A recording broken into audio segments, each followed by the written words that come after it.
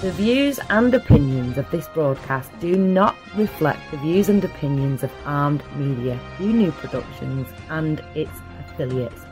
Enjoy the show.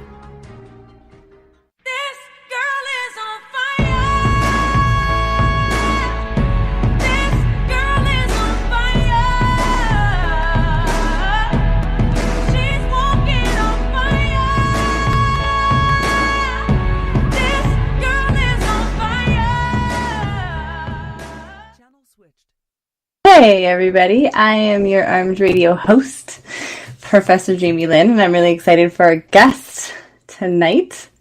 Get him going. His name is Dr. Jacques, and we're going to be talking about the doctor's opinions. I really like this topic,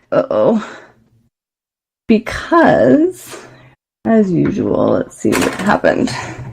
Can you guys all see me? It's always a shit show in my technology. I'm sorry, I'm laughing.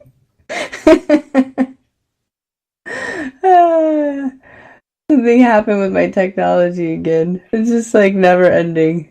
So yes, the doctor's opinion. I always love talking about doctor's opinions. I like talking about people's opinions in general. Everybody seems to have an opinion on something, including myself. And obviously this show. And so Dr. Jacques is coming in now. Hey. Hi. Hey, how are you? I can hear you. Can you hear me? I can. Awesome. What's that? Is my lighting okay? Your lighting is awesome. Is my lighting okay? I can see just fine. I look a little red to me on my end. What's your opinion on that, doctor? Do I look like I got a sunburn? Just nervous about it. Let me turn my lights up. It's like super bright. Is that better? Can you tell the difference? A little bit. Yeah. What is that noise? Perfect. Is that your pager? Do you use a pager? How do I turn I got notifications on this feed. Oh, I'm not sure how you turn off the notifications. I just let them go. But as we chit chat, I'm gonna do my infamous looking down, and I've got to share our awesome interview. I was telling our listeners and our viewers how excited I am. I love interviewing doctors, especially chiropractors. Perfect. Looking forward to it. Yes. Why don't you take some time, go ahead and introduce yourself. I'm going to look down for a bit and start sharing with Vaxxed and Armed Radio and all of our friends around the world. Excellent. Yeah, my name is Dr. Troy Jacques. I graduated from Life University about 5 years ago. That's in Atlanta, Georgia. I grew up in western Montana. And after high school, went on a mission, came back, went to school, met my wife. We decided to go to chiropractic school, so we moved out to Georgia. And my folks moved down to southern Idaho in the Twin Falls area, and so that's kind of where I came back to and set up shop. And I've been open for just about 5 years now. What do you specialize in? That's a good start. Yeah, what do you specialize in? So the name of our clinic is Twin Falls Upper Cervical Clinic, and I deal with the brainstem. Ooh, and what wow. happens is every nerve in the entire body travels up through the brainstem here, and if the brain cannot communicate with the rest of the body, we're going to have problems. And our kind of funny little tagline that we use around here is we get your head on straight. I like that. Head on straight. So, and like I said, we kind of joke about it, but in reality, if the brain can't communicate with the rest of the body, we're going to have problems. Okay. And it doesn't matter if it's big toe pain, low back pain, high blood pressure, whatever the case may be. I lump all of those conditions into one problem, and that is pressure with the brainstem.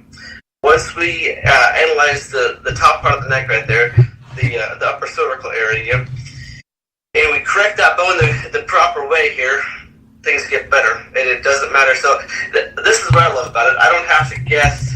Do I have to adjust T1 or L4 or something like that? I know that every problem stems back to the brainstem.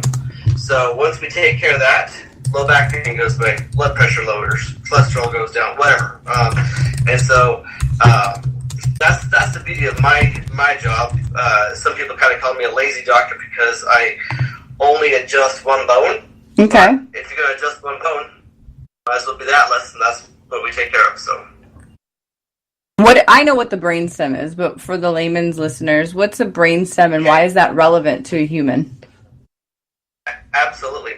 The brainstem. So the brain obviously sits in the top part of your head right here, and as the brain exits what we call the foramen magnum, basically the hole in the occiput at the bottom of your skull, the spinal cord begins right off that point right there. Okay. And that's the very beginning of the spinal cord.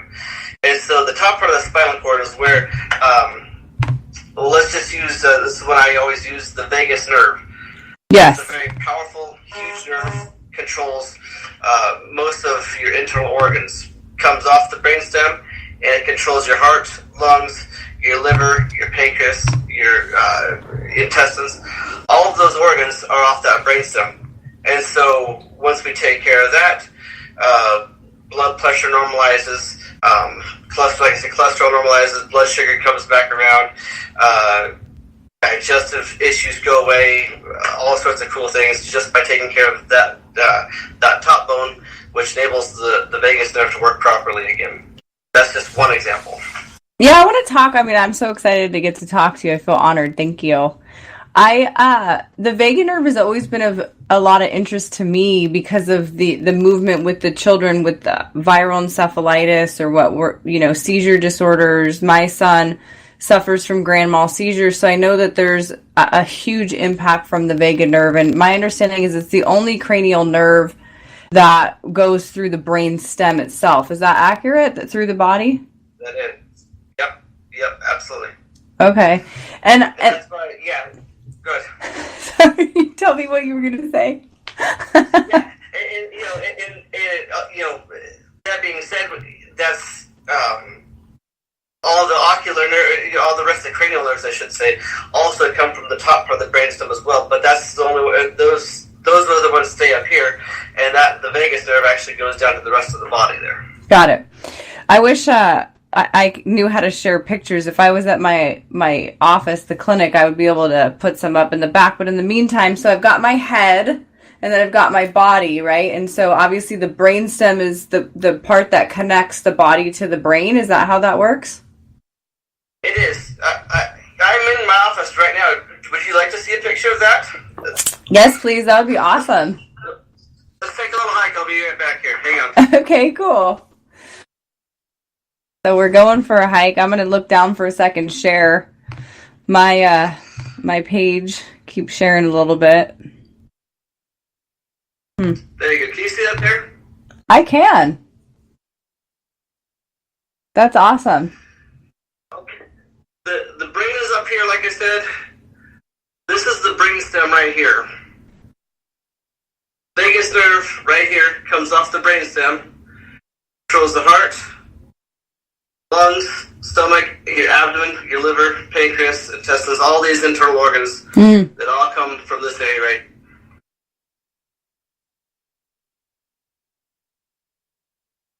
How is that related to the autonomic nervous system, your parasympathetic and your sympathetic, that control things like heart rate, breathing, skin temperature? They seem that there's some way correlated, if I'm jumping out there guessing. You're absolutely right.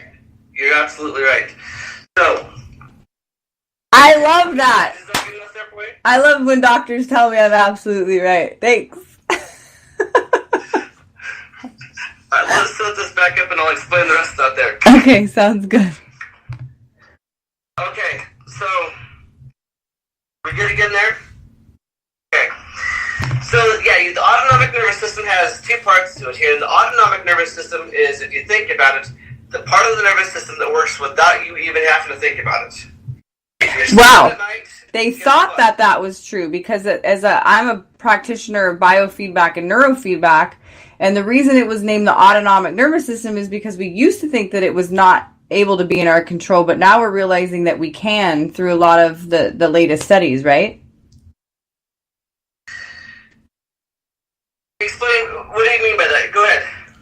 So elaborate on that for me. So the autonomic nervous system, the reason that they named it that about 100 years ago, whenever they came up with it, was because it was autonomic. Your breathing, your heart rate, your skin temperature, your galvanic skin response, your muscular system, they were under the impression that it just happened, that it was autonomic. So they named it the autonomic nervous system. But what we've discovered, and this is very relevant to anybody with stress, anxiety, anywhere from a mild issue that's impeding our lives or just standard self-development to somebody that's severely impacted, is that you can actually now control areas of the autonomic nervous system through mindfulness, through meditation, through biofeedback, learning how to heat up your own body, heart math, if you're familiar with the Heart Math Institute, and being able to control your own heart rate, diaphragmatic breathing, obviously through things like yoga, prayer, meditation. Yeah, so that's what I meant by that. Yeah. Exactly. So you're right here. If you think about it. Again, what? In like less than 10 minutes? I love this. You just keep saying Sorry, yeah. Sorry. Do you remember who Superman was? Christopher Reeve? Yeah. Remember him? Yes. What happened to him? Kryptonite. Okay. He came up as... What's that? Kryptonite? Exactly. He came off his horse and he broke that top bone in his neck. Okay. He became paralyzed. One by one, all of his organs, they shut down and he passed away. The pressure on the brainstem makes everything worse. Mm-hmm. What do you think would happen if we take that pressure off of the brainstem? Make everything better? That's exactly the whole premise of what we do. Yes, I love it. So back to the autonomic nervous system.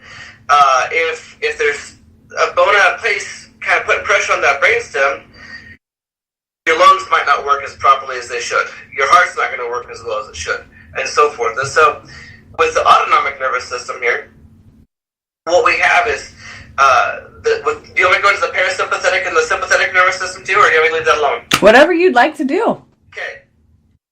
Alright, so that's, the autonomic nervous system is made up of two parts here, the sympathetic nervous system and the parasympathetic nervous system. Right, they're like pistons, right? Sympathetic nervous system. It is, yeah. So here's how I describe it. You do want to be a little bit more on the sympathetic side than on the parasympathetic side. And what I mean by that is, if the tiger's getting ready to come and eat you, you want to have your blood pressure really high, your eyes are going to get really big here, your cortisol levels are going to raise, your blood pressure, all the stress hormones are going to go out of control. You're either going to fight the tiger or you're going to run from the tiger. Mm-hmm. Either way, you have to survive.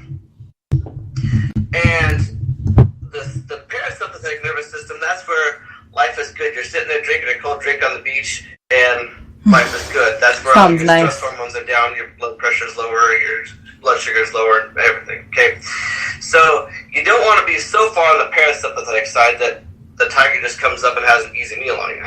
The other part, though, is if you are constantly living in a state of fight or flight, meaning you're constantly worried that the tiger's going to eat you, you're going to have high blood pressure, you're going to have high cholesterol, you're going to have all these things out of balance with you here. Headaches, anxiety. Headaches, absolutely. Insomnia. So you want to be, you want to be slightly more sympathetic than parasympathetic, so it's, so you don't die. But on the other hand, that's why they say stress kills, is because if you have high blood pressure long enough, you're going to have a heart attack or whatever. Right. That's awesome. Yes, totally makes sense. So once we correct that top bone right there, things balance back out here into a normal homeostatic state, meaning that things come back to a normal, back to where it's supposed to be again. Yeah. And then in some instances, you know, a lot of our followers are among the community of developmentally disabled or children, you know, they have children or they're going to be parents and they want to know what's going on with the autism epidemic or the, you know, here in the state of California, these forced vaccinations. I love that we didn't even, you know, script this or anything, that you just jumped into the vagus nerve and the autonomic nervous system and obviously the central nervous system, because that's what we're seeing is all of these array of issues that are impacting us are, they're in some ways reversible for some individuals, but in some, the damage is so profound that you would say you can improve it, but maybe not necessarily return it to its homeostasis. Absolutely. Do you mind if I share a quick little story? Of course. Please. Okay. Recently, we had a little, about a 3-year-old little boy in here that had, I think the official diagnosis was cerebral palsy. Very rigid, muscles, couldn't straighten himself out. It was a pretty bad case. Non-verbal. I guess he has like 3 or 4 words. He can't crawl. He actually can kind of scoot a little bit, but he can't walk. Anyways, we took care of that top bone in his neck right there. Now, one other thing that we do use in our office is a laser. I don't know if you're into lasers or ever studied lasers much. Just depends on the laser. What kind of laser? It depends on the laser. What kind of laser are you using? So we were using it's a class 4 MLS laser. Okay. Are you familiar with that, or? No, enlighten. Okay. Please. So it's basically now I know if I got some chiropractor friends watching this or something like that, they're gonna call me a mixer, but you know what? You mean eclectic? You mean eclectic? We call it in our profession eclectic. What's a mixer? A mixer is somebody that doesn't do straight chiropractic, meaning adjust the spine. It's just something that we use. It's kind of a dig at somebody to, you know, oh, you're doing these modalities or you're doing nutrition, not just straight chiropractic. And that's a dig? That's a whole different topic. Yeah, that's a topic we don't want to get into on this here, but okay. But so back to the laser here. The laser, it goes in about 3 inches deep and it stimulates the cells to heal faster. It produces more mitochondria, which produces more ATP, which helps the cells heal faster. Okay. It also it also helps with pain and inflammation. So it acts as a pain blocker plus a healing power to stimulate the cells to heal faster. So it's got 2 different things that it does.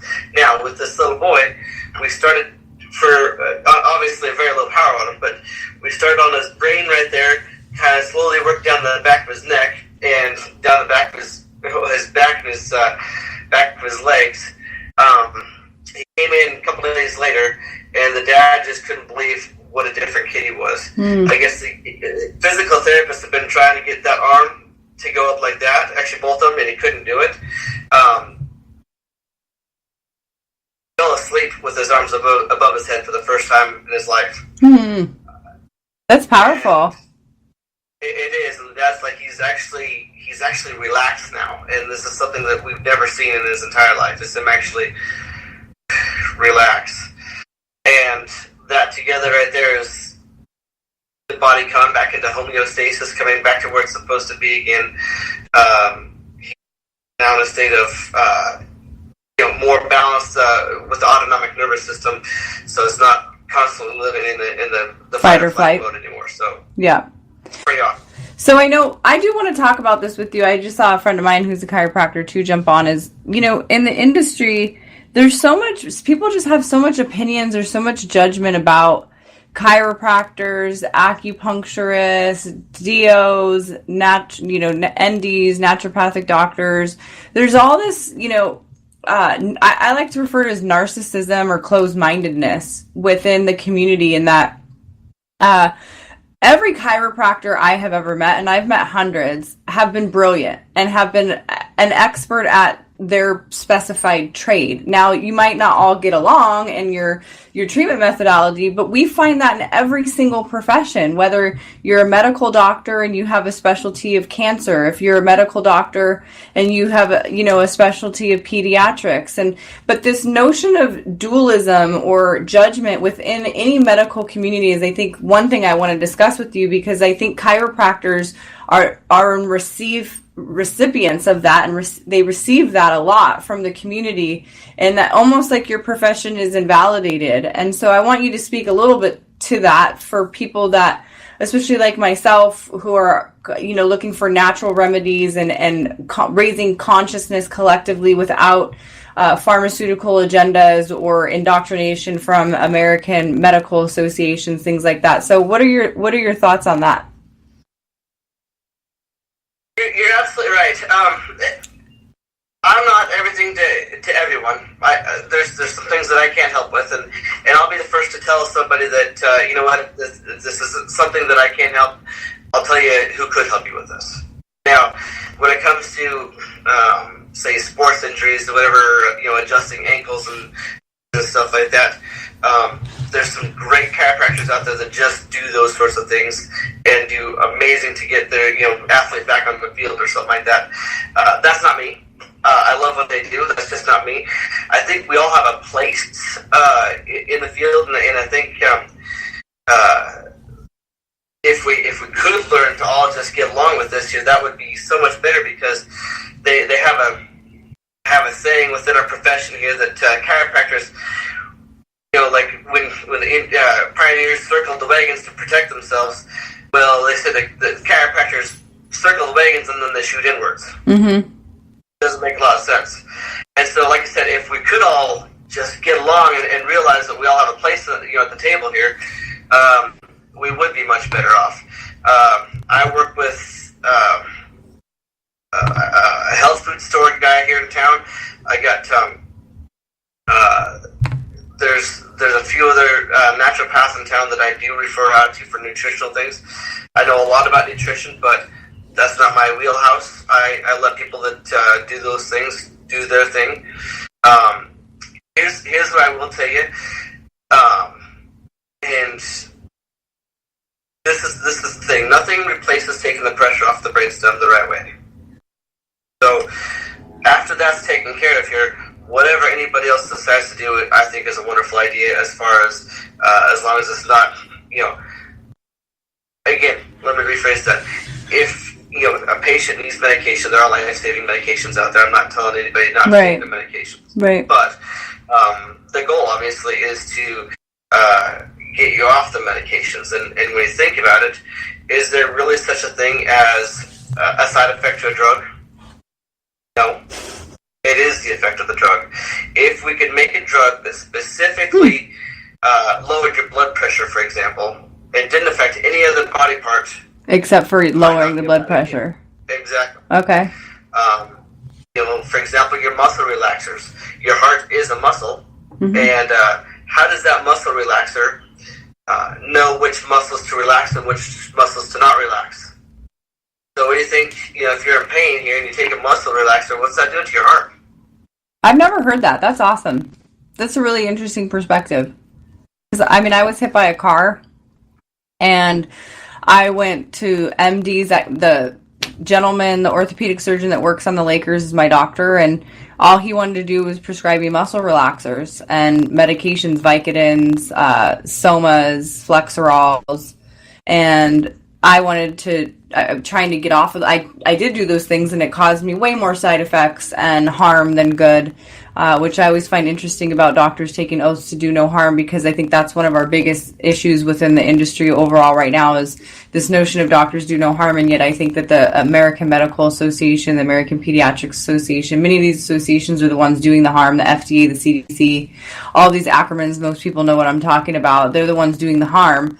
And so there's this notion of do no harm, and that I see, the best orthopedic surgeon in the state of California, one of them, and all they do is prescribe me medications. I go to a chiropractor, I go to acupuncturist. The best improvement I had received in a long time was being able to take certain aspects of readjusting, realigning the issues that were compounding, the pain within my own body, as well as the acupuncture and addressing some of the inflammation issues, the immunity issues, blood flow issues, things like that. So I think the number one step, and I know we touched base after I interviewed Ashley, who you said is pretty close to you, in looking at, and it is looking at uniting everybody, uniting the mindset of just a collective consciousness of healing, that we can address what's going on within today's society. We're the sickest we've ever been. So how is it that doctors, MDs in particular, are supposed to be this holy grail of medicine, this collective organization, the leaders of science, and science is like a indoctrination now. It's almost like become its own religion. My attorney taught me that science is the new religion. We've declined in religion, and so science has almost replaced that. I find myself doing it. Well, if it's science-based, well, it's almost like, well, if Jesus said so, or if Muhammad, it's like, that's kind of how we're talking about it. And yet here we are, quoting and standing behind in this mindset philosophy, and yet we're the sickest we've ever been. And so obviously something needs to happen. We need to have change. We need to be the change agents.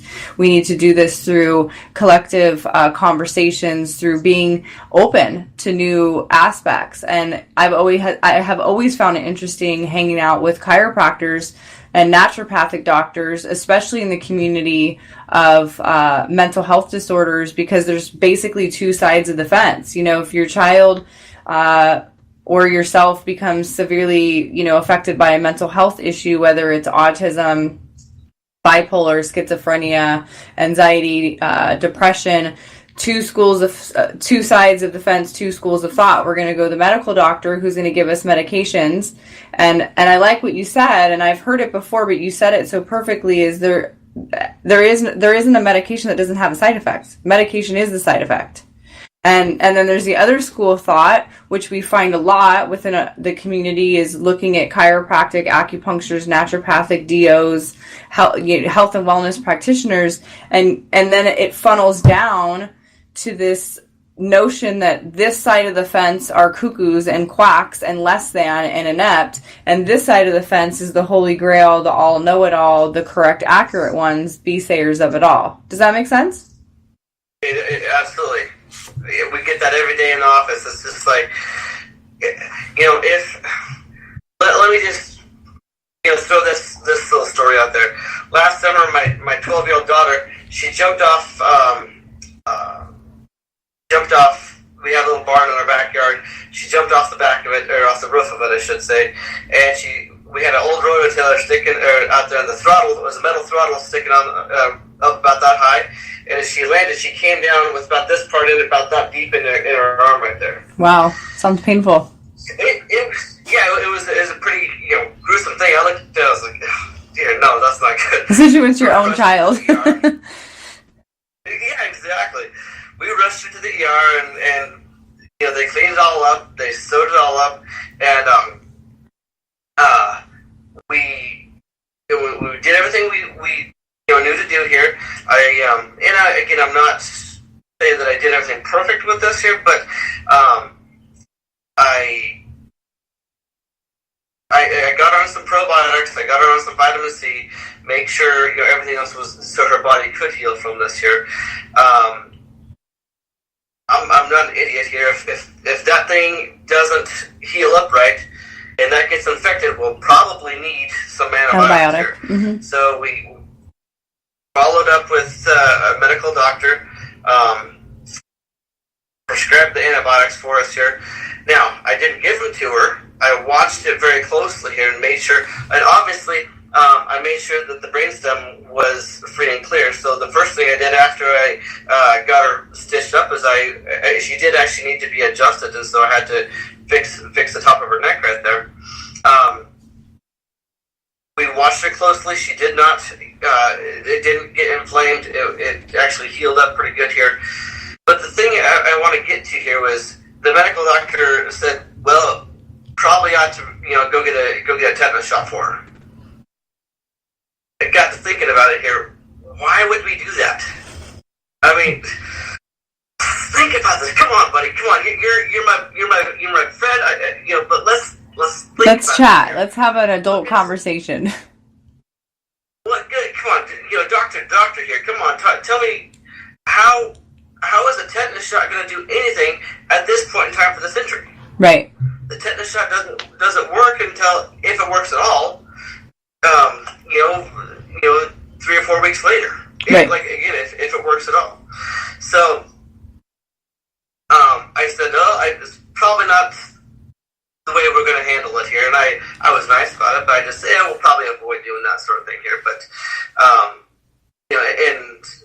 I don't even know if you can even get a tetanus shot by itself. I'm not sure if you can or not, but I think so.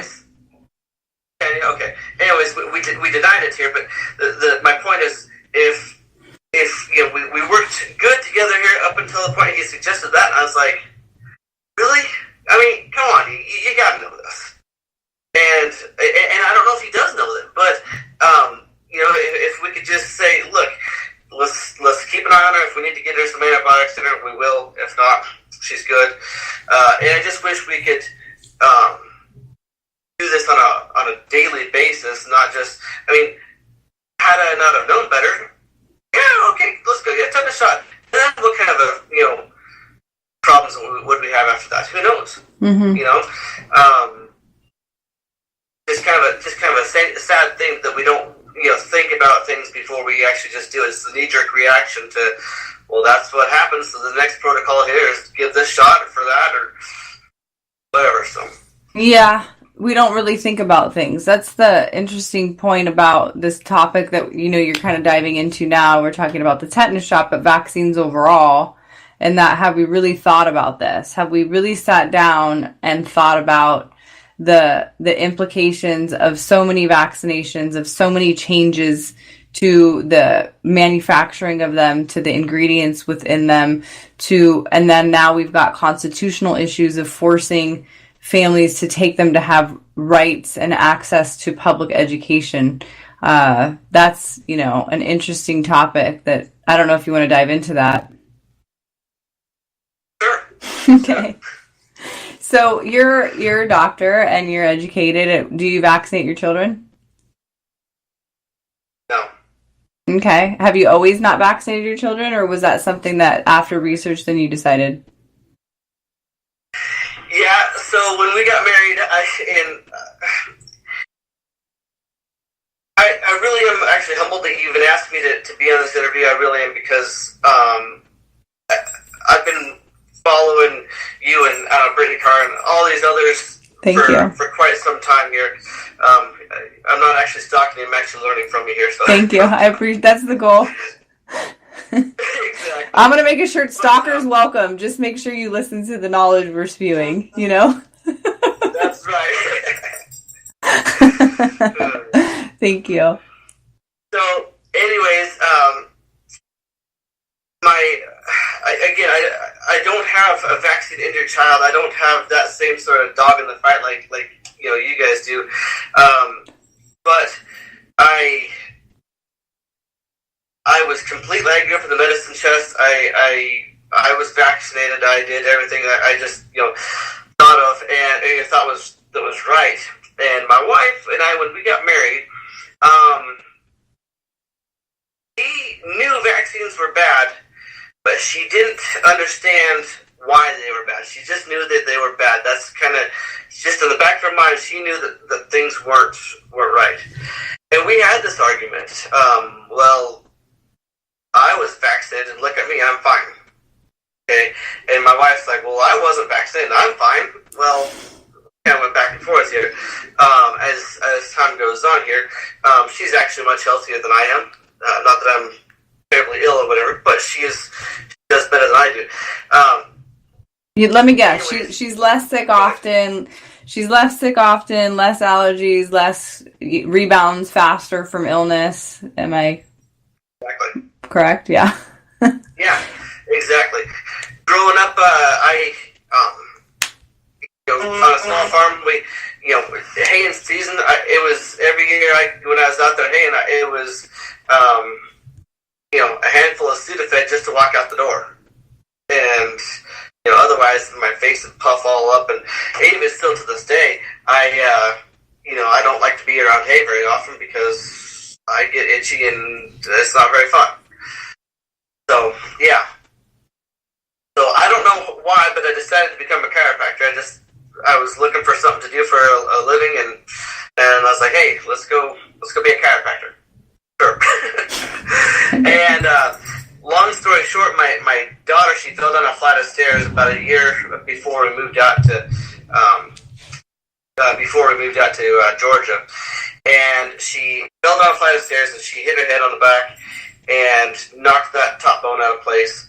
We took her to the chiropractor the next morning, and he adjusted her or whatever, and we thought we avoided a disaster. If you have a problem and you don't take care of it the right way, does it get better or does it get worse? Usually it gets worse, right? Yeah. And that's what happened. She got really, really sick. She developed this really bad chronic cough. It was dry, unproductive. No water could stop it. We took her to medical doctors. We took her to chiropractors. Nothing got rid of the problem. And after a little while, we had actually moved to Georgia at that time. Close to a year later, a buddy of mine, Dr. Bennett here, he said, Troy, go take your daughter to this upper cervical doctor. Had no idea what this guy just said, this upper what, and I was sick enough, I was desperate enough, I was going to do everything, whatever it took to get, if it was a witch doctor, I was going to go there to get my daughter better. We took her out to Dr. Mike Anderson's in Georgia, their office, and he found a specific misalignment in the top part of the neck right there. He corrected it, and immediately the coughing started to get better. But it basically took about 2 months for everything to settle down and get better. And basically from that point forward, I kind of put all my eggs into one basket and said, I'm going to be an upper cervical doctor. This is what we are. Now, I learned chiropractic all the way through school, but I went basically from what I do in my office, I learned this on the side of all the extra stuff that I learned about.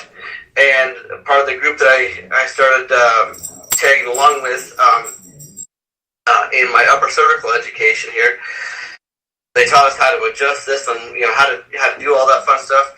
And then they threw in this weird slide that I was like, what's this have to do with anything? Vaccines? Exactly. They showed the list of ingredients in a vaccine. Uh-huh. And I was just like, you've got to be kidding me. That can't be right. And from that point, I got pretty close with those guys, and then Dr. Mike Anderson said, yeah, Troy, that's what's in a vaccine. And so for our listeners really quick that don't know, I'm just going to cover the general inclusion of vaccinations. Foremost, I always start with telling people where they're made, how they're cultivated, because you have to have a cell, either a synthetic, version or a live cell. And so it starts with aborted fetuses, monkey jugulars, horse liver, chick embryos. So that's your number one, is they have to be cultivated on animals and other human DNA. So that in and of itself is like, wait a second. And then you've got ingredients in them like thimerosal, which is known as mercury, but you've also got things like formaldehyde, glyphosate, cadmium, arsenic, aluminum. I mean, the list goes on and on about the toxins that are added into them is what are called adjuncts or adjunctive supplements. So for people that aren't familiar with that, and I did want to say one more thing and I'll let you continue on, is, you said earlier you're not like did you say a dog in the fight? And I'm going to disagree. I think everybody is a dog in this fight. This is a humanitarian issue.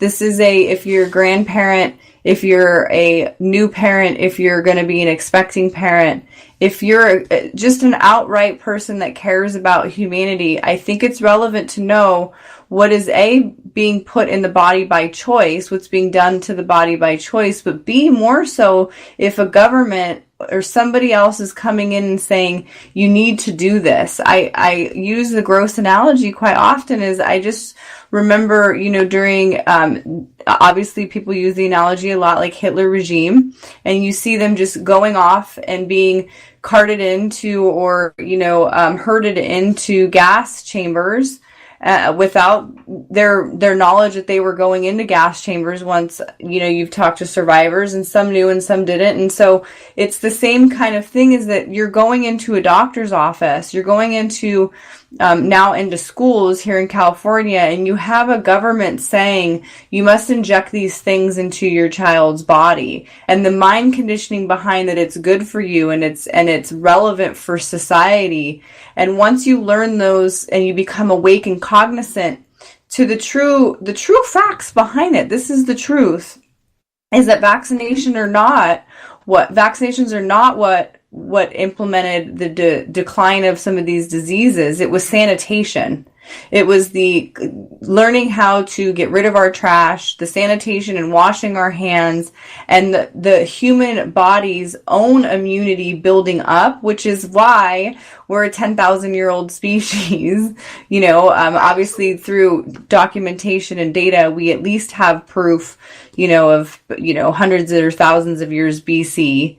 When you look at India or you look at China documentation, you've got obviously the infamous caveman stuff going on. But we've been a society, an animal, a mammal that has been around for thousands of years. Vaccinations are less than 200 years old. They're 300 years old in the first, founding of one experimentation wise. But in terms of society, especially America, first world countries like Britain, America, China, these powers of the world, they're not even 100 years old.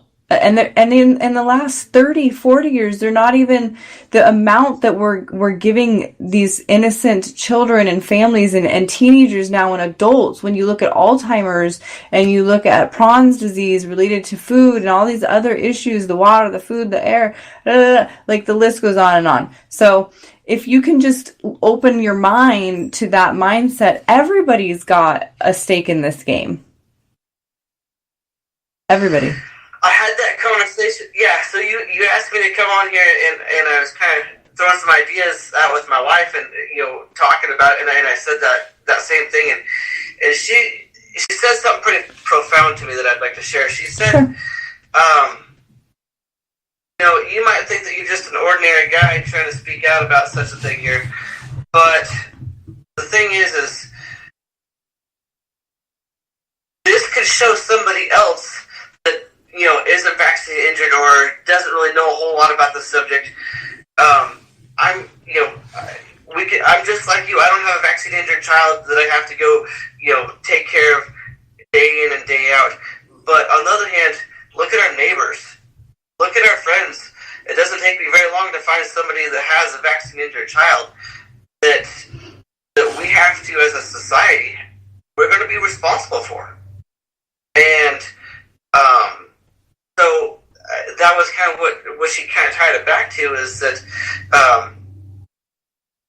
we can, we're like you just said, we're all in this together. We're all in it for the sake of humanity. And so you're absolutely right. We all have a dog in the fight, and because the truth of the matter is, I'm a little concerned about mate selections for my kids. I mean, come to think of it, here there's as time goes on, we have more and more vaccine injured children here, and we give them Gardasil or whatever, for both boys and girls, which is, bad. Yeah, the species, absurd. It's very sad that the species won't be able to continue much longer on that path if we don't step up and say something about it, and encourage others to actually do some research for themselves. Yeah, and collective consciousness is a whole other topic in eugenics and where that's at, because there's a Darwinistic perspective of the strong will survive, or, Bill Gates and a lot of the wealthy that we talk about, the leading powers, they don't vaccinate their children, but then they get on, camera and they talk about how important it is, and they're cognizant. It really is the people that are paying attention, the people that are awakening to the world around them, to seeing beyond the mainstream, whether it's diet, food, vaccinations, medical treatment. They're going to be the ones that survive. Here in California, I think it's very interesting looking at the poverty level. You know, we are the sixth, I think we're still sixth largest economy in the world in California, and yet we have the highest poverty level and the sickest population. So variable wise, people need to start waking up, and yet who wakes up, especially in an environment where they're saying you have to do this, is over time the control of the population and people becoming sick and dependent and impoverished and deceased, and then ultimately lacking reproductive capabilities. When you look at the reproduction, I'm heavily involved with pro-choice movements and the Catholic Church in particular. I myself am not Catholic, but I'm involved in those movements. I'm involved in any, religious structure that is for bringing love and peace and harmony and joy to the world at a higher vibrating level. So it's been fascinating when you can start to see and conceptualize through a mind map these different avenues. And Brittany Carr and I talk about a lot, and a lot of the thought leaders, the change agents that are within our community that are vocal and speaking up. And we talk about that, the notion that SB 277 passed here in California. I think it woke a lot of people up. I think that you're going to find that by forcing a gun to these people's heads now they're almost questioning, like, what is going on? And then there is a debate about it, the herd immunity. I laugh, not like ha ha ha, but it's like my defense mechanism, if you will. But I have 4 children, and of course my older child is severely impacted, but my other children are unvaccinated, and they've been in the population, the typical population, since they were born, and my one son started high school this week, and my daughter's in junior high, and I know the other families that are within our population of our town and our community that are unvaccinated. And so this notion of herd immunity is fascinating to me. And then, if I could just finish with spiritually, when you look at the evolving data, or medical and spiritual science, if you will, is a huge evolution right now, with looking at being able to heal your body, patient heal thyself, and mindset being positive, and you can actually heal injuries or prevent illness, cure illness, if not through meditative prayer, mindset, intention practices. And we know this scientifically now. So I'm excited for practitioners like yourself and the chiropractic, the naturopathic, the acupuncturist community, because we are using those scientific modalities, research, evidence-based, running ABAB designs, looking at blood work, looking at brain scans, saying, no, this particular practice of medicine is very relevant. And not only have you guys been, shutting it down, it's the opposite, is that these people are healing and improving at a rate through natural interventions, through the power of intention, through the power of readjusting the body, and doing mindful and practices that are in alignment with your profession and within other professions alike. I think it's exciting times if people are waking up and cognizant to it.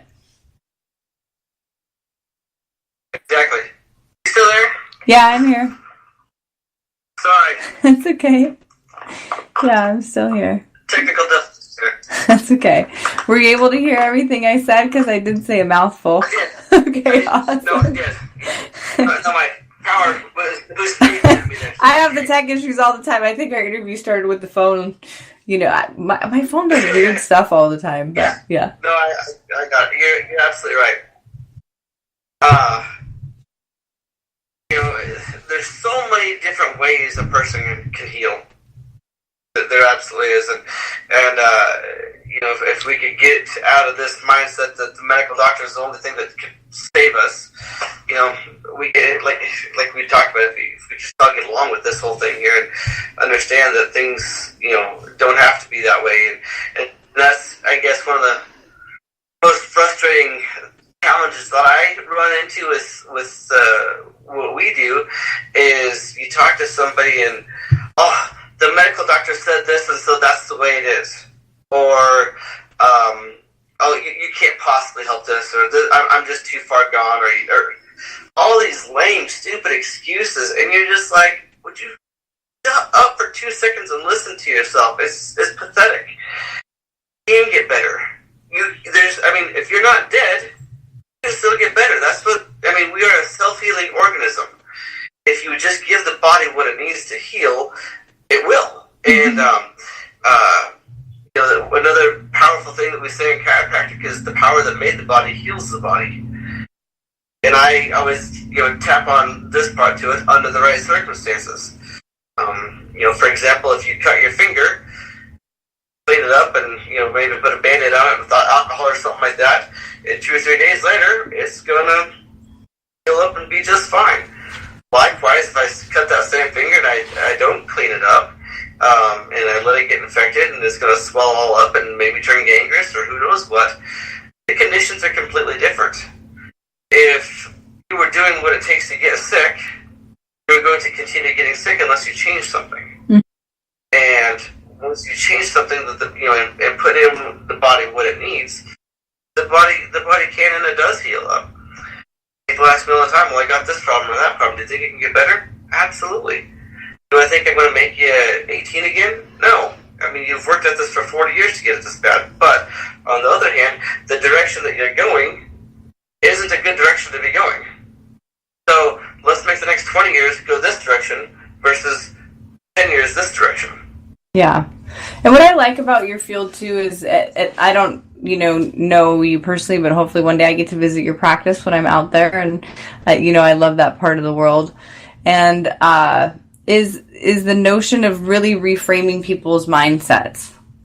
You get people all the time, as you talk, that come in indoctrinated by MDs, like, oh, my doctor said, they don't realize the power within their own mind. And I've been there, and those medications do make you crazy and feel helpless and powerless and just think, all these different things. And so I like that profession, or at least that the natural profession does that. When you walk into an MD's office, you're lucky if you get 5 minutes with that MD. They don't look at you when they're talking to you. They're just looking at what script are they going to write you by the time you're done telling them. There isn't any engagement in positivism, cognitive reframing, ways that you can improve yourself. Yeah. Isaiah said indoctrinated.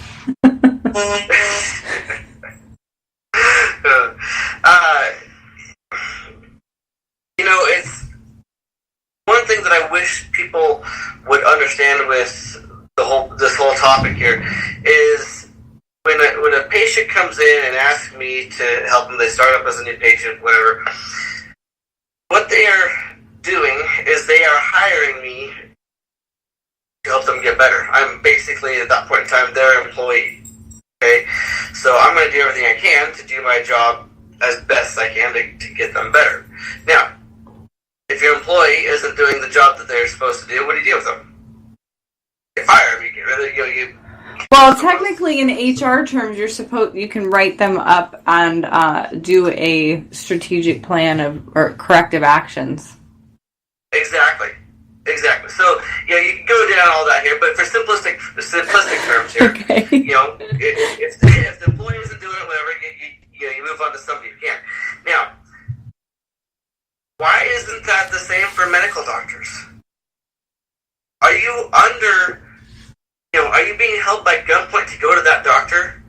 If you don't like what that doctor's saying, why do you keep going back? Well, my insurance covers it. Well, that's a whole other talk. I'm not even going to get into that. But anyway. I thought that like 3 times when we were talking, because, myself as a practicing clinician for 20 years dealing with health insurance companies, they're a beast itself. And the mindset is, my insurance doesn't cover it. I need my insurance to pay for it.